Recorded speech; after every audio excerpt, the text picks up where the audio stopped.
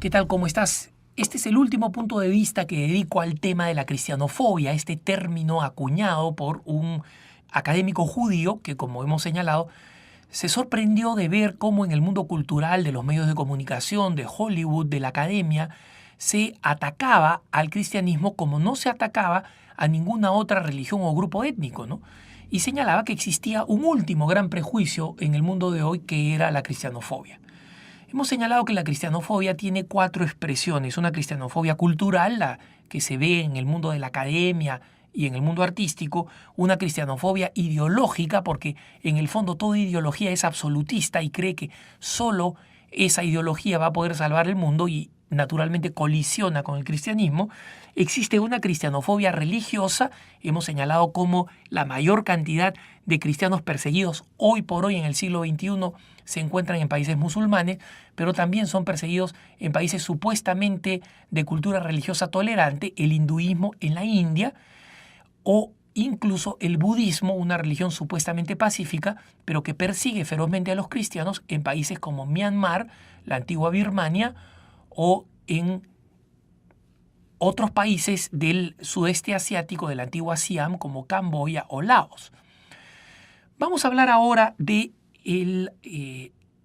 la cristianofobia de carácter de moral sexual. Y esta se divide en 3. En la cristianofobia de los libertinos sexuales, la cristianofobia de las feministas y la cristianofobia de los grupos de presión homosexual.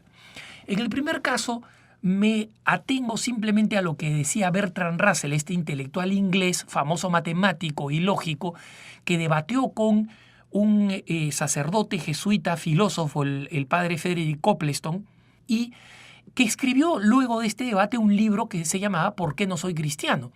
Presentaba muchos argumentos racionales de dudoso valor, pero hacia el final de su vida, Bertrand Russell, que vivió muchísimos años, confesó en una entrevista que una de las razones por las cuales su generación, la generación de otros pensadores como Jean-Paul Sartre, como Simone de Beauvoir, la razón por la cual ellos habían sido anticristianos, anticatólicos, era básicamente por una opción que se basaba en su propia vida moral, que había sido una vida libertina. Y en consecuencia confesó que muchas de sus razones supuestamente racionales en contra del cristianismo se basaban básicamente en que a ellos no les gustaba la moral de sobriedad, de dominio de sí, de recto uso de la sexualidad que proponía el cristianismo. Ellos querían una sexualidad completamente desenfrenada, que de cualquier manera se expresara y que estuviera siempre al alcance para convertirse en una fuente de gratificación inmediata, instantánea y siempre a la mano, ¿no? Entonces, justamente, esta inmoralidad demuestra que muchas personas, en el fondo, muchos intelectuales que pretenden tener argumentos intelectuales contra el cristianismo, tienen en realidad objeciones a la moral cristiana y específicamente a la moral sexual. No es casualidad que un diario como el diario El País de España, que se considera muy iluminado, intelectual, moderno, del siglo XXI y tolerante, constantemente agrede al el oscurantismo sexual, la mojigatería sexual, siempre está atacando a la iglesia por el tema sexual. Y es interesante porque la sexualidad es uno de los temas de la moral, ¿no? Y ni siquiera es un tema central dentro de la vida cristiana. La centralidad está en Jesucristo, en el descubrimiento, en el conocimiento de Jesucristo, de donde se concluyen distintas prácticas en la vida, incluyendo la moral sexual. Pero es curioso que estos intelectuales acusan a la iglesia de estar obsesionada con el tema sexual y ellos no hacen más que hablar del tema sexual y no hacen más que criticar a la iglesia por el tema sexual. Entonces la pregunta es ¿quién está obsesionado?, ¿no? Claramente los libertinos sexuales son incapaces, por la forma de moral de vida que llevan, de encontrar algo positivo o aceptable en una iglesia que incansablemente, infatigablemente predica una recta antropología y predica la inmoralidad de los actos que ellos cometen. Pero mucho más grave todavía es la ideología feminista. Muy pocos saben que en su matriz, en su raíz, quien quiera que acuda a los textos fundamentales del feminismo, se va a encontrar con que la ideología feminista es radicalmente, en su raíz, anticristiana. ¿Por qué? Porque los principales autores feministas que, digamos, están en el origen del movimiento feminista, no del nuevo feminismo que defiende la dignidad de la mujer y a la que convocó el Papa Juan Pablo II, sino el feminismo histórico, el que nosotros vemos ahora expresado en las organizaciones feministas de hoy. Estas organizaciones consideran, tienen en su base ideológica, en su base doctrinal, que el principal enemigo del feminismo es la Biblia y el cristianismo. La Biblia, porque la Biblia ha difundido la idea, piensan ellas, de la mujer como la mala de la historia, al convertir a Eva en el origen del pecado. Tengan en cuenta ustedes que las feministas consideran que la Biblia ha sido escrita por un grupo de machistas, abusivos y patriarcales que han querido contar una historia de sometimiento de la mujer, que han querido contar deliberadamente la historia que cuentan para denigrar a la mujer, donde los héroes son hombres, Moisés, Aarón, Abraham, Isaac, etc. Y los malos son las mujeres como, por ejemplo, Eva o Dalila, la que le corta el pelo a Sansón, ¿no? Esta obviamente es una lectura completamente distorsionada de la Biblia, porque si leyeran un poquito más sabrían que tradicionalmente el pecado original no era considerado el pecado de Eva, sino el pecado de Adán. Y el mismo San Pablo dice, así como el pecado entró por un hombre en el mundo, por un hombre tenía que entrar la salvación, ¿no? Pero para las feministas esto es absolutamente irrelevante. Y dicen que la cosa se pone peor con el cristianismo, con el Nuevo Testamento, porque el Nuevo Testamento propone como modelo de mujer la antítesis de la mujer que ellas proponen. La Virgen María, virgen y madre. Y ellas consideran que la mujer liberada tiene que ser no virgen y no madre. No virgen porque tiene que tener la libertad de usar su sexualidad como los hombres, como se le dé la gana y de manera completamente desligada de las consecuencias de la sexualidad.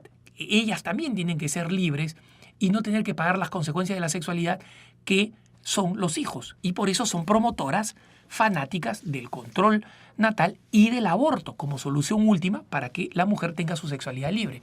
Y por otro lado, la mujer no tiene que ser madre. Esa es una visión que la encasilla, la reduce, la minusvalora. La mujer tiene que salir a competir por la igualdad de género en el mundo, tiene que ser también exitosa, entre comillas, como el hombre en el mundo de los negocios, de la política, del deporte, de cualquier tipo de actividad pública.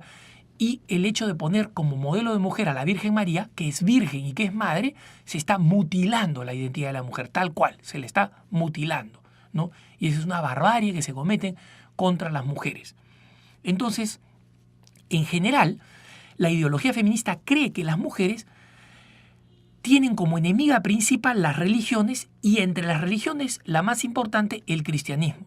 Y en consecuencia la naturaleza de la ideología feminista es profundamente anticristiana. Ellas creen que Dios Padre es una invención patriarcal, que Dios debería ser madre, debería ser mujer, que el llamar al país donde uno vive patria es una actitud machista, debería llamarse matria porque es la tierra de la madre, no del padre. Y así, en el fondo, la ideología feminista no es que tenga uno que otro punto de conflicto con el cristianismo, no, está radicalmente opuesta a ella, ¿no? Y en la misma línea sucede con la ideología homosexual. No me refiero acá al homosexual, a la persona con una inclinación homosexual por la cual la Iglesia tiene un profundo respeto y alienta la defensa de su dignidad. Me refiero a quienes creen que la Iglesia no tiene derecho a pedirles que vivan una sexualidad moral y de acuerdo al orden natural, sino que quieren vivir su sexualidad desordenada y desviada como es la homosexualidad, y además quieren que públicamente les sea reconocido el derecho a vivirlo así y sean aplaudidos por la sociedad, por las leyes y por la cultura. En este proceso de buscar una legitimización de una conducta inmoral, los grupos de presión homosexual se encuentran con la Iglesia, se encuentran con la enseñanza cristiana que no cambia, que no puede cambiar, y en consecuencia hacen de la Iglesia su principal enemigo. Basta ver los escritos de distintos homosexuales o de organizaciones homosexuales. Basta ver las famosas marchas de orgullo homosexual que se caracterizan por tener una agresividad enorme contra la iglesia, contra los símbolos cristianos que son blasfemados, que son humillados, que son objeto de ridículo, ¿no? Las marchas homosexuales siempre terminan rompiendo un templo, pintando las paredes de una iglesia. ¿Por qué? Porque tienen una fobia a quien tiene la autoridad moral y además la continuidad insobornable de decirles: así no debe ser tu vida, tienes que cambiar. Los grupos de presión homosexual no quieren esto, han hecho una opción y esa opción las lleva a una forma bastante radical de cristianofobia. La cristianofobia, pues, es una realidad, existe y nos va a acompañar hasta el último día en que el Señor venga por segunda vez a reclamar su reino. Pero tenemos que estar advertidos de cómo funciona y cómo se expresa para amortiguar en la medida de lo posible sus consecuencias por el bien de las futuras generaciones cristianas. Que tengas un buen día.